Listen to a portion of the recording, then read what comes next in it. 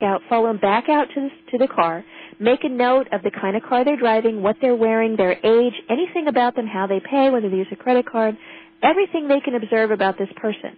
And the whole goal of this, presumably, your grade is based on your ability to do this, capture maximum information, and not be observed or noticed by the person you're stalking.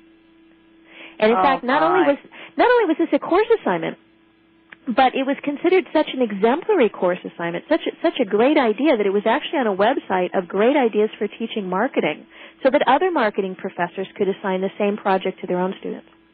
So these are the guys who are cranking out into the world to essentially ply their trade, which is spying on us. We train them to do it. Well, not we, but the marketing people do. And, you mentioned at the beginning I have an undergraduate degree in marketing. My degree is actually from the 1980s before it became a degree in surveillance. But that's really what it's boiled down to. Now let me fast forward to 2006. All right, so now I've got this long history of figuring out people who are doing this, working on it since 1999. And in just this year, just a couple months ago, my worst fears began to come true. I have been saying, shouting into the wilderness for years now, if you let these guys collect information on everything you buy, if you use your ATM card and your credit card for all your purchases, and you let these guys make a detailed database record of all of your purchases, it's going to come back, it's going to bite you, Big Brother is going to get a hold of that, and they're going to use it against you. Well, do you know about the NACE program, the National Animal Identification System program? Yeah, I do. I heard that they're going to do this with all the animals and farmers and... Well, it's awful, and it's worse than you've heard. Why don't you tell the listeners a little bit about it in case they haven't heard? Well, this is a plan, and it's already being implemented by the USDA, the United States Department of Agriculture, to number and tag with an implant, an RFID implant, every single domesticated animal in the United States. So every cow, every horse, every goat, every sheep, every lamb, every chicken, every duck, every goose, every domesticated food animal in the country, or animal that could be consumed as food. Now, not only do they plan to require everyone, even if you're just a member of the 4-H club and you're hatching, some chickens as an incubation project to teach your kids about chickens, I don't know. No matter what it is, you have to report to the federal government each animal's ID number, which has to be injected into their flesh in the form of a microchip. You have to tell them within, I believe it's 48 hours, every time an animal is born, every time an animal is slaughtered, every time an animal dies, every time an animal is moved onto or off of your property. And we're talking about an undertaking that is absolutely almost mind-boggling in scope. Every single food animal in the country. Not only that, but if you have one of these animals on your property, I live in rural New England, so a lot of people around here have chickens pecking in their backyard. In fact, the home that I live in, actually, one of the reasons we bought it was because it's zoned so that if we wanted to at some point, we could raise chickens.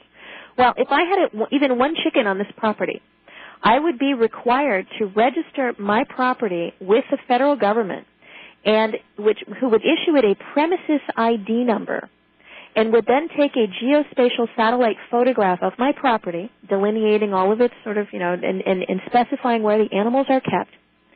I would also have to keep a log of everyone entering and leaving my property. Even if it's Thanksgiving dinner and I'm having the extended family over, I am required under these regulations, if I had a chicken, to take a log of every single person entering my home. And in fact, they're encouraging people to take photocopies of their driver's licenses. So my whole extended family now, the government can demand that at any time. The government can come onto my property and examine my animals to make sure that they're properly chipped and registered and that I've submitted all the right paperwork, and I've let the government know every time they went to the vet, every time, a chicken hatched out of the back. And for every violation, I could be fined $1,000 per animal per day. So if I've got 6 chickens and they all hatch and, I'm on vacation or, I'm busy doing other things and I don't file my paperwork, we're talking thousands of dollars, $6,000 a day that I could be fined for violating those regulations. I know ultimately their purpose is to chip us, humans. Well, I think that's where they're going. What are they using for this excuse for the animals that people and that the farmers aren't even fighting this? I mean, what is that all about? The farmers are massively fighting this. What's happening is that the mainstream media is not telling you about how much the farmers are fighting it. That's the issue. And I agree with you. I think that this is a precursor to chipping people. But let me tie this back in with the supermarket cards. Celeste Bishop and Pat Showalter are two now dear friends of mine who are activists fighting against this in the state of Washington. They're both goat farmers. They have, a small flock of goats. And Celeste was telling me how she found out about this program. So Celeste is not really a farmer. She's got, I think, 1 or 2 goats and a couple of ducks and geese. And it's primarily, she's a grandmother, and when her grandkids come out to visit from the city, she wants to give them kind of that country experience. So she got a few animals and, kind of keeps her busy tending the animals. Well, she actually got in the mail an official document from the Washington State Department of Agriculture stating your premises ID number is X, and we want you to fill out all this detailed personal information and mail this back to us by a certain deadline. And she's a premises ID. What is that? So she calls up the Washington State officials, and she says, what do you mean premises ID? Oh, well, this is part of the new NACE, or National Animal Identification System, and you're required to register your farm. She said, well, how in the heck did you even know I had a farm? I don't have a farm. I just have a couple of animals. Well, get this. Do you know how they issued her that number? Wow. Here's what I've been saying for 7 years. They said to her, well, you must have bought feed at a feed store. That's how we found out. Oh, my.